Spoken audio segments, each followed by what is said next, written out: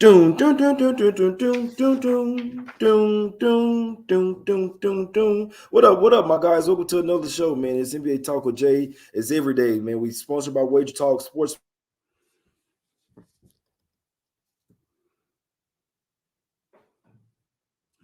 Okay, guys, we got to bear with Jay a little bit. He's trying to do it from his hotel room in Las Vegas. So it'll be in and out a little bit during this episode. We'll give him a couple seconds here. See when he gets it back.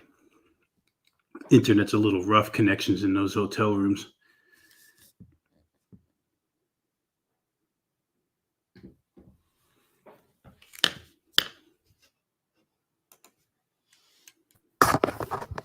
There we go. My bad, man. Hey, we're gonna try to power through this, Rob. You still there? You there? I am good, buddy. Let's try to get it, man. Let's try to get. I went through this the other day too, man. So this something I just got to power through while I'm still here. Tomorrow I'll be back home though. First game up, Rob. We got the Lakers versus the Cavs here. LeBron going back to Cleveland, right? We know that the Cavs have lost the last three of these meetings, so we know that they want to win and say, look, we're better without you, LeBron, right? So this.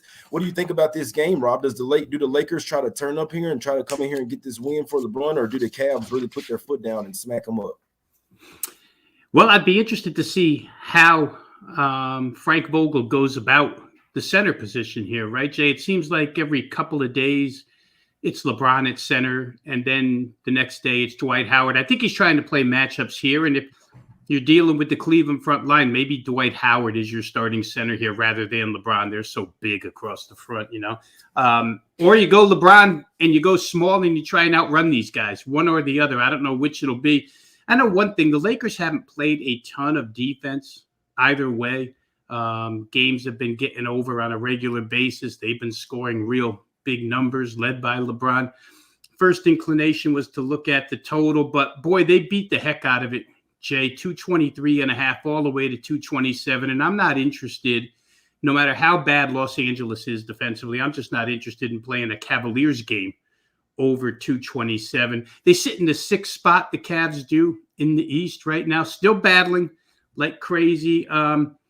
So maybe they get the win, but I'm not even sure they get a cover here, to tell you the truth. Lakers are in just as bad a position, just as tough, must-win type deal. So It's a game, in my mind, best left alone, and I'll leave it at that for now.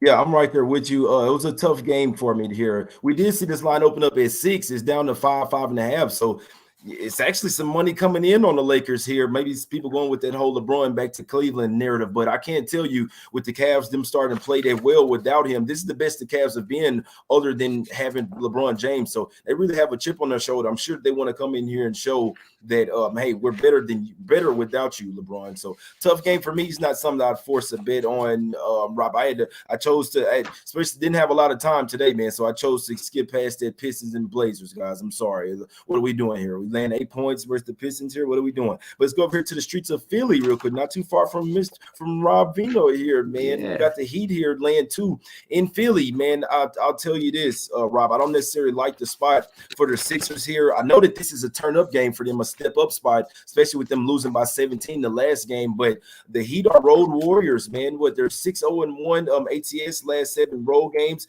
with 2 days rest as well. Obviously, they're a much more rested team. Rob, they're 11-1 straight up with 2 days rest. You got the Sixers here.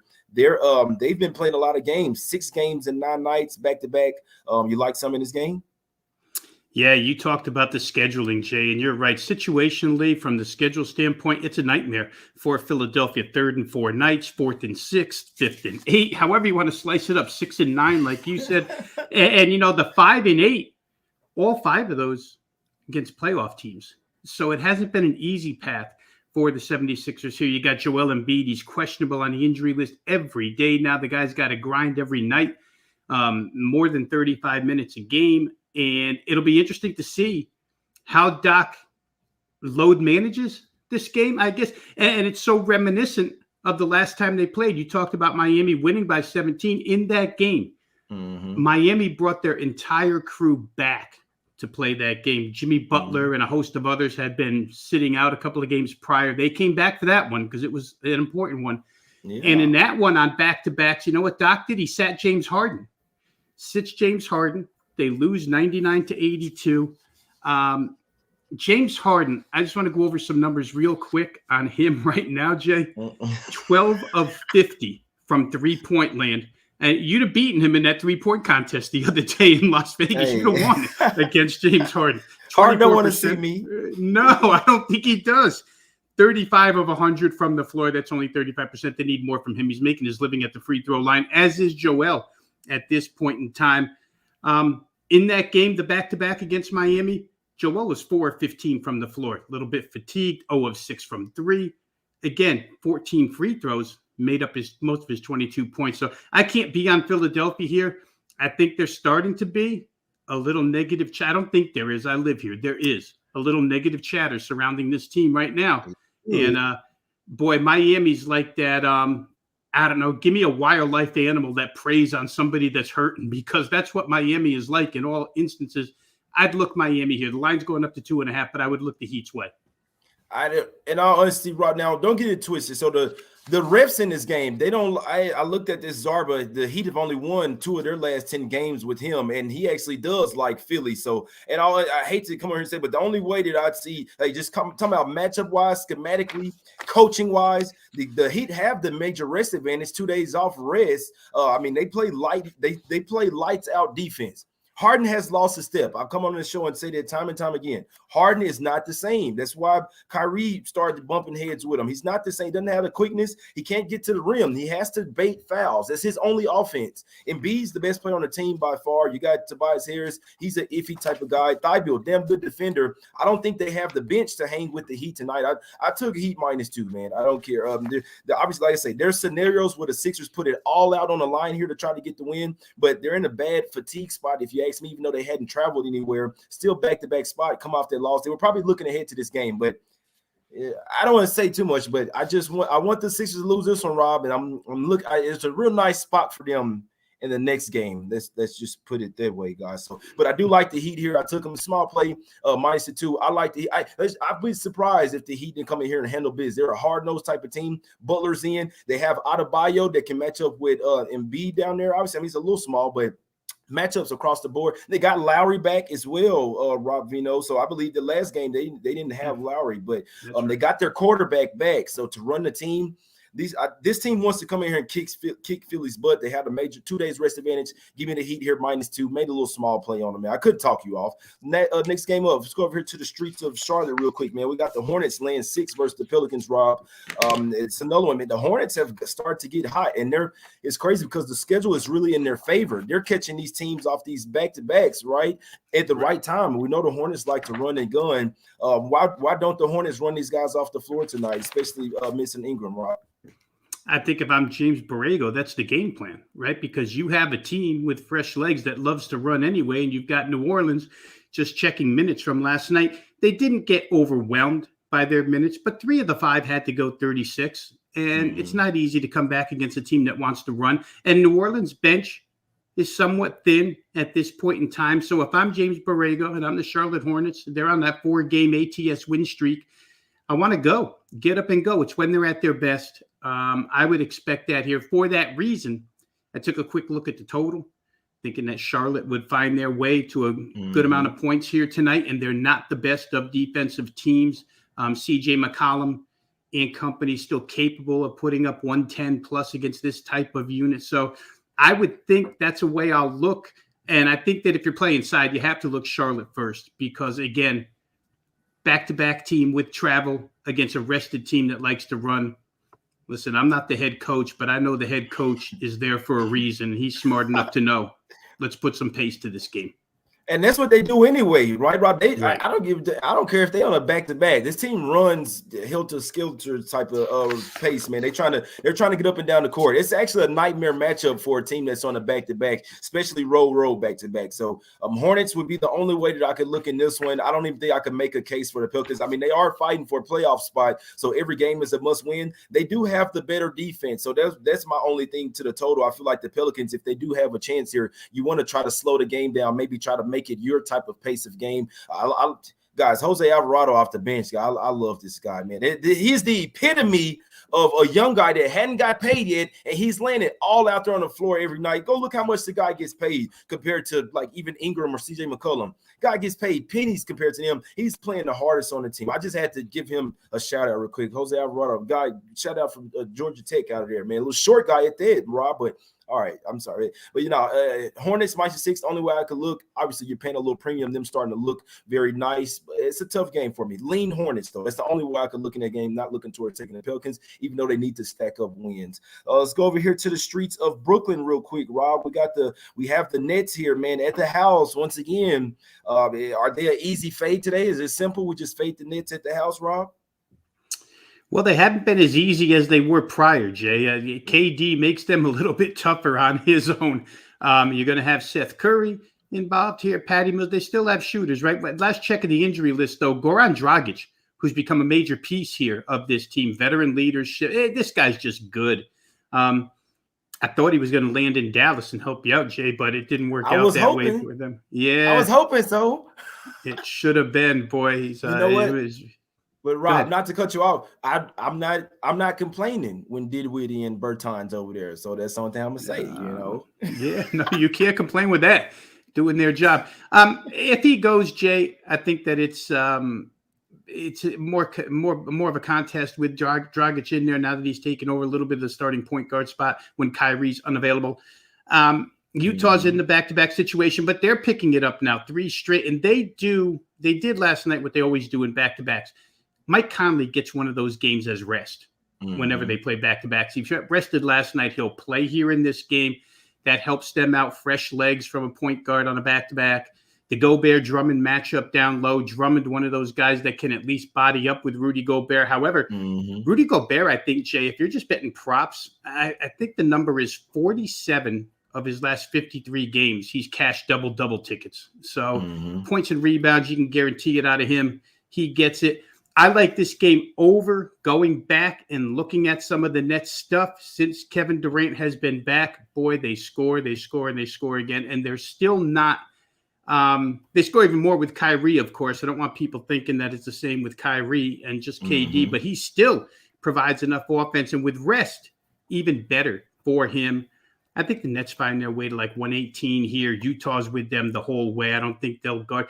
Kevin Durant, I think I might have said this on this show before with you, Jay, but Kevin Durant, because they need him on the floor so much, is like having -1 defender for the most part. He can't defend all 40. He can't get him in foul trouble. So, you can take advantage a little bit of the Nets defensively. They're not that great. I think you get over 229.5 here. Sitting steady right now. If Dragic plays, it probably gets close to 240.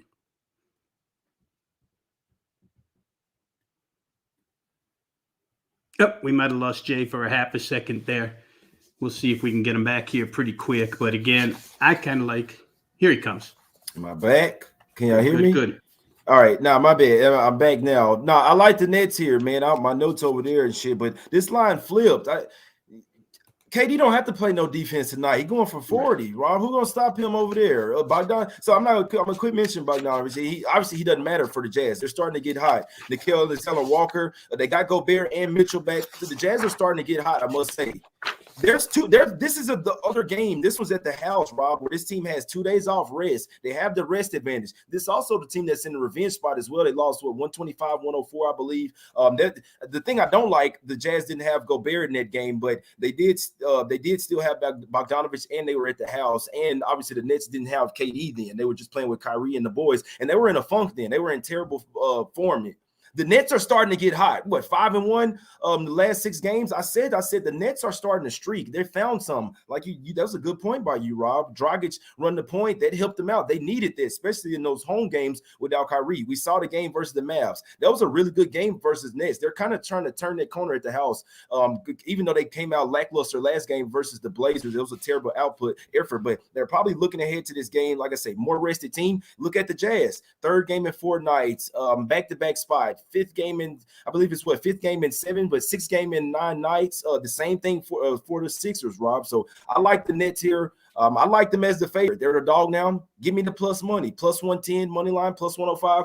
I see the Nets winning this game, guys. So I made 2 plays. I made a couple small plays on Heat -2. Nets money line. Let's go, my guys. Plus 1.5, whatever you like to do. I see these guys win this game. And you know why Conley has to rest? He's not this. Conley's not this. Conley should be on the Lakers. I like him. He's a good player, but he's getting up there in age. But yeah, Nets money line for me, guys. That's what I'm liking. I see this team really taking a stride, and they need to stack up wins. You're supposed to be the championship contender. They're going to stack up wins and possibly they're going to move up in the standings in the East, guys. I'll let you know that. Let's go over here and talk about the East. Rob, let's go over here to the streets of Chicago. We have the Bulls here laying 3.5 versus the Raptors. It's a tough game, right? Obviously, the Bulls, I'm not sure what to do with the Bulls. They're off 3 straight losses. They have the rest advantage here at the house. They're 2-1 versus the Raptors already this season. The one game they did lose did go to overtime and end up losing that one. What do you? I'll pick it up from there. We have Jay frozen. Think he was leading into me anyway. So, hey, when I look at this game, guys, I'll say one thing. Toronto's in the back-to-back situation here. Fred VanVleet still game time decision. Didn't have him last night. Didn't matter. Jay, doing box score work every single night over the course of the last 10 days, one thing that's really catching my eyes is the way Toronto's killing the boards. And they killed Philadelphia on the boards last night. 20 offensive rebounds to 5, 56 rebounds overall. And we know Chicago's a small team. So even if you don't have Fred VanVleet, I think rebounding, second chance points can keep them in this game. For Chicago, important to note that Patrick Williams comes back tonight. And he's on a limits restriction, but now you've got Caruso back. You're getting Patrick Williams back. We're waiting on Lonzo Ball. Undoubtedly, the 3 best defenders on the team. I don't know if we're going to get Lonzo anytime soon, though. That would be a problem for the Bulls. But Patrick Williams, minutes limit. I don't think he can do enough defensively in his first game back in a long, long time. But still, it helps the Bulls a little bit. The Bulls on the situational stuff, the rest factor, you have to like them. If VanVleet doesn't go, the backcourt edge certainly goes to Chicago in a big, big way. So I have trouble with this game back and forth. I want to play the Bulls. I really do. But Toronto shot so badly last night in that game against Philadelphia, 35 of 93, 37.5%, that I expect to bounce back shooting-wise against a poor defense. Could find its way over the number here. Chicago tends to play them that way. But again, I think I'm seeing some signs of life defensively out of the Bulls, and maybe we'll get that little tick more. As Williams becomes more accustomed to playing, it's going to get better for the Bulls on the defensive end for sure.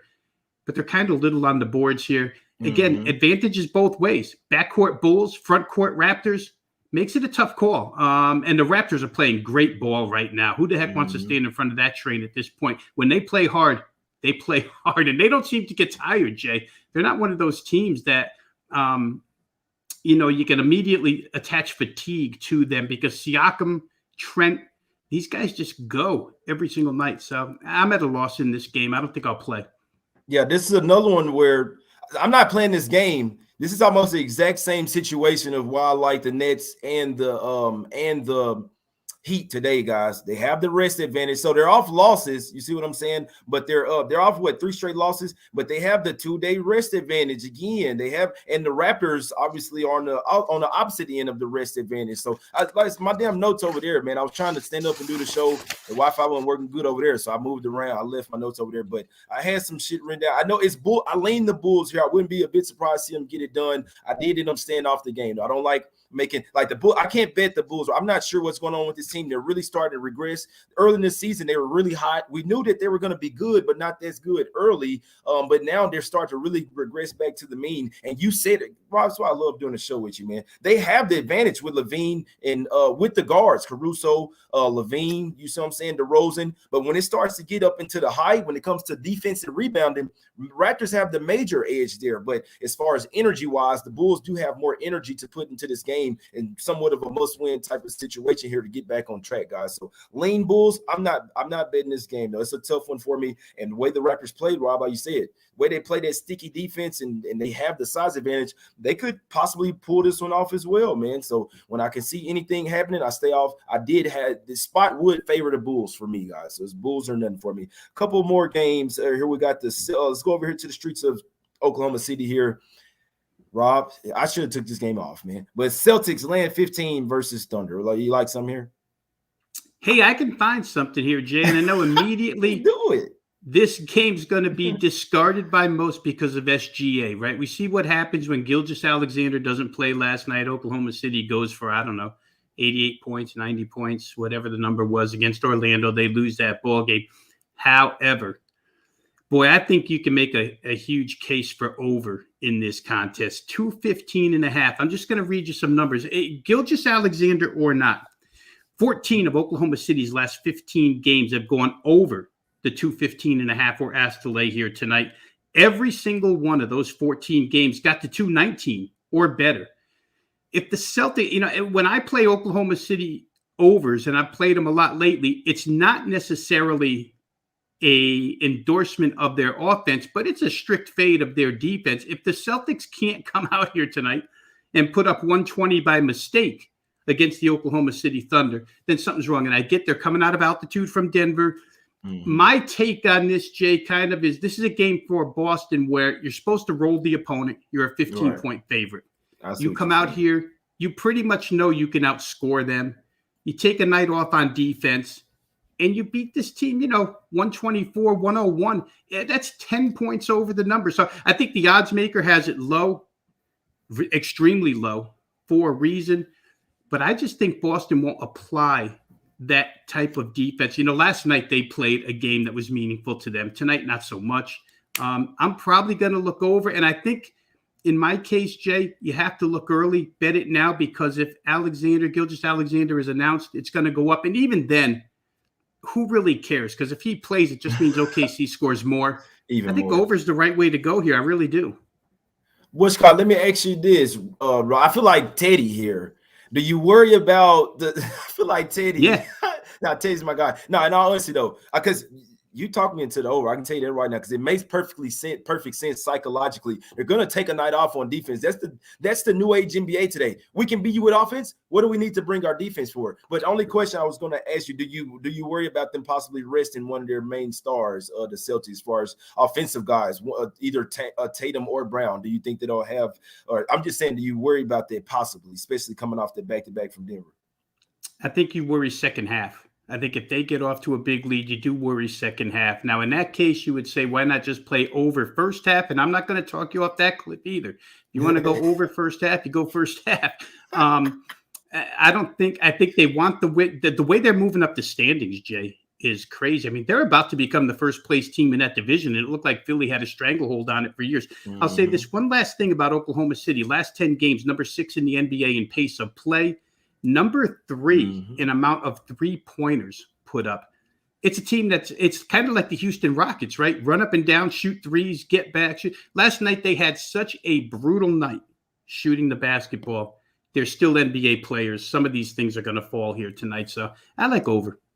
Yeah, no, I'm right there with you on that. It's crazy, Rock, because obviously, it's not that I didn't have a look in the game. I thought that it was too many points to lay for the Celtics, and the reason why is because it's an uninspiring spot. You come in here and win this game by 5, and you're happy. This is one of those games where it's like, as long as they get the dub, it doesn't matter how ugly it is. But Rob, you made some damn good points there. Why would they come in here and play top-notch defense? And we know they don't have all of the energy to as well. Both teams on the back-to-back, so you may not see much defense from both sides. It's easy to get baskets versus the Thunder. They don't have any paint protection whatsoever here. So whoever plays should go bunkers versus these guys, man. Let's get to it, man. My guy in the chat says, Fade Jay. I appreciate you, my brother. Let's cash. Hey, I need that. I appreciate you. Please do. Let's go over here to the streets of Houston here, man. We got the Wizards versus the Rockets. Rob, do you like something here? It's tough in a Houston game to say anything, but first look is to the over, because that's who they are. As far as them covering point spreads, Jay, it's so inconsistent.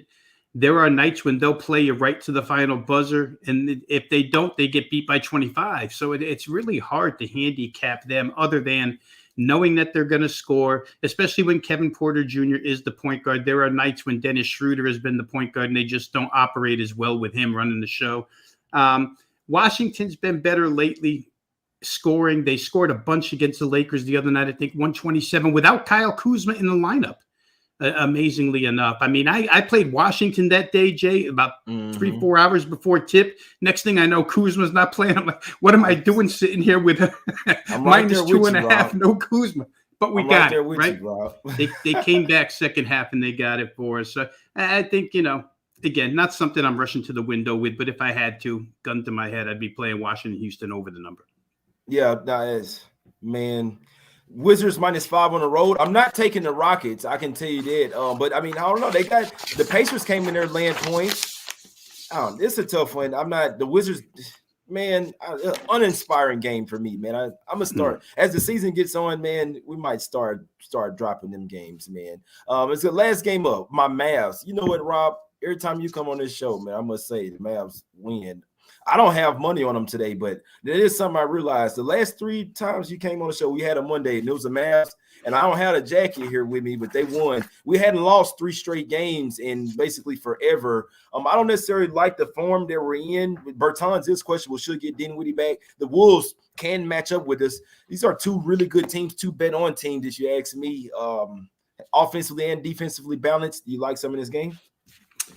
Now, I'll say this, Jay. I got as close to Mavericks blue as I could coming on your show today. Right. If I had shaded this Under Armour logo with this green pen here, I would have been pretty good. I'd have been pretty close to the blue, white, and green of the Dallas Mavericks. And you're right. This is Minnesota.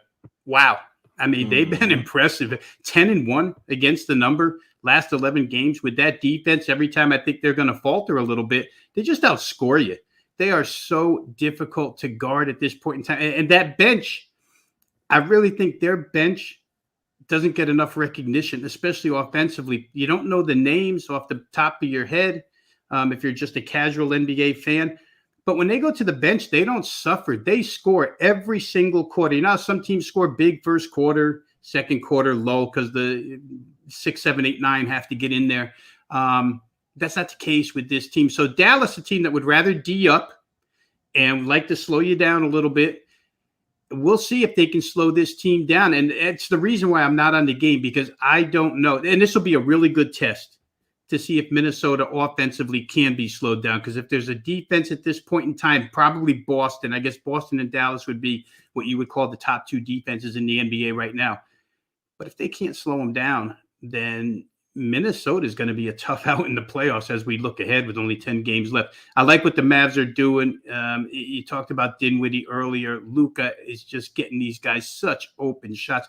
Dwight Powell is always going to be a problem in the middle, Jay. And against Karl Anthony Towns, it could be a bigger problem because they're going to drag him out from under the rim. And not that he's good rim protection or great rebounding anyway. He gives 100% effort. I feel bad for Dwight Powell, a guy being played basically out of position. But he gets dragged out of there, and defensively, I think it's going to be tough on the Mavs tonight. So let's see if they can put up, the necessary points here. It's the best game on the board to watch. It's probably the hardest game on the board for me to bet. Yeah, I'm right there with you, man. I don't know that Heat versus Sixers game. It's going to be a damn good game to watch as well, man. But nothing for me on this game. It's a tough one. The Mavs are in somewhat a desperate type of spot, but they also do come off of a little road trip coming back to the house. So usually I don't like to take the Mavs in this spot. It's a tough game for me. 2 buy-on teams, 2 teams that I don't want to fade right now. Means I'm staying away. Karl Anthony Towns was questionable the last game. He did end up playing. They went and got their win versus the Bucks. But just be interested to see what happens here tonight, guys. It's crazy because there's no late game tonight. So 8:30 p.m. Eastern is the latest game that we have tonight. Got to go ahead and get out of here before my Wi-Fi start lagging again, man. Please hit me up for shirts. I got shirts with me right now in Vegas. If you hear, hey, I got them. Also, NbaTalkWithJay at Gmail. Hit me up right now. Wherever you're at, I'm sending the shirts to, man. They're not that much. I appreciate you guys for supporting the channel, my brother. Got to get Rob Vino a shirt over there, Us Against the Bookies, or NBA Talk with Jay shirt as well, man. Hey, man, this thing look nice, man, I must say. But now let's get to some free NBA picks, man. As always, any capper that I have on the show from Sports Memo or Wager Talk, you can get 3 days all access for J19. This is the last week that you can use this promo code, guys, getting all their college basketball plays, whatever plays they have going up. 3 days all access, 19 plays. You can get Rob Vino's plays today. Rob, you liking anything on today's card? And let them know how you've been doing over there at Wager Talk. I'm going to say this real quick, Jay, because you asked about it about 5 minutes ago. Robert Williams, Celtics center, ruled out. Marcus Smart, point guard, ruled out. Arguably, the two best defensive players for the Boston Celtics probably encourages me to play over even more at this point in time. I hope it goes down. Yeah, I hope people know. It's not going down. The people that know, they're going to take that over. I got to put a little something on that with you, Rob. I'm sorry. And those of us that know hope that the people that don't do bring it down, Jay. That's for sure. Gary Trent Jr. for Toronto ruled out. So we got some major injury stuff here. Real quick, 18-4 NBA run currently, been red hot. The hottest handicap wager talk since the All-Star break, putting up some pretty good numbers. You can visit wagertalk.com. I'm going to be on the NBA tip-off show later on this afternoon, 4 o'clock Eastern time, 4:15 Eastern time. Go ahead and sign up, put your email address in, become a member for free, get access to all the content provided by Wager Talk, a lot like what Jay does here each and every day for you guys. As far as plays are concerned, heading out the door here, I really think that Charlotte, New Orleans gets over. I think, as we mentioned, Charlotte's going to ramp it up against this team and get theirs. New Orleans will get theirs. And secondly, not to be all heavy on overs, but I'm going to leave you with this Oklahoma City Boston over 215.5. To me, it just makes way too much sense not to play. So I'll go with those two here today for the show, Jay. And I'm riding with you, Rob. Sorry for the internet thing, for the Wi-Fi problems, guys. I can't guarantee a show tomorrow. I will be traveling, I believe, at the time of the show, but I'll do a show at some point. It just may not. It may be at 2 p.m. Eastern, guys. So keep a lookout for that. The show will likely be at 2 p.m. Eastern tomorrow. 888 people watching live. Please hit the like button, subscribe. I appreciate the hell out of everybody's support, man. It really, y'all treat me like a superstar here in Vegas, man. I appreciate the hell out of y'all. I'm just a regular guy trying to get some cash. You see what I'm saying? For me today, I'm going with the Heat. I'm going with a couple of teams that had 2 days off. They have the rest advantage, going up against teams on a back-to-back. Fourth game in 6 nights, sixth game in 9 nights, all that. I'll take that spot every single time. It will win over 65% long-term. Give me the Heat minus the 2 up there in Philly. No revenge spot for the Sixers. I absolutely love them the next game, though. But Heat minus 2, and I'm going with the Nets money line plus 105. I got it plus 110. I'll go with plus 105 official, like a referee blowing the whistle. You see what I'm saying? I got to go check out Rob Vino. He said it, 18-4. Last 22, man. That's hot right there. Let's keep it going. Every time Rob comes on the show, we cash, man. Let's go 2-0 one time for the one time. Let's go 4-0 one time. Me and Rob going undefeated. I appreciate you for coming on as always. Go check him out at Wager Talk. Use phone code J19. We out, my guys. Back at the house tomorrow with some bangers. A huge one for Wednesday, man. Let's go, man. Let's get some cash. We out, guys. Hit the like button, subscribe. NBA Talk with Jay at Gmail for the shirt. We out.